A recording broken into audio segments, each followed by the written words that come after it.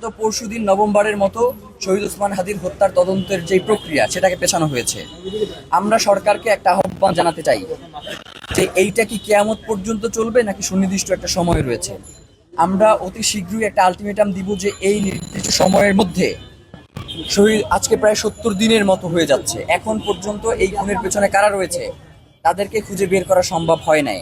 যার কারণে আমরা আহ্বান জানাবো যাতে অতি দ্রুত সময়ের মধ্যে এই খুনের পেছনে কারা রয়েছে, খুনের পরিকল্পনা কারা রয়েছে, খুনি যারা বাস্তবায়ন করেছে এবং এখন পর্যন্ত যারা খুনিদেরকে লালন পালন করছে তাদেরকে প্রকাশ্যে না আনা পর্যন্ত কোনোভাবেই এই সরকার শহীদ ওসমান হাদি এবং বাংলাদেশের জায়গা থেকে তিনি দায়মুক্ত নন।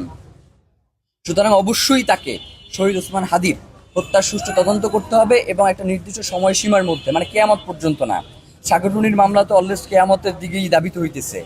ওসমান হাদির কেসকে কোনোভাবে মিস্টিরিয়াস কেস হইতে দিলে চলবে না। আমরা শহীদ ওসমান হাদির হত্যার বিচার নিশ্চিত করার মধ্য দিয়ে আমাদের ইনসাফের যাত্রা শুরু করবো ইনশাআল্লাহ। আপনাদের সবাইকে ধন্যবাদ।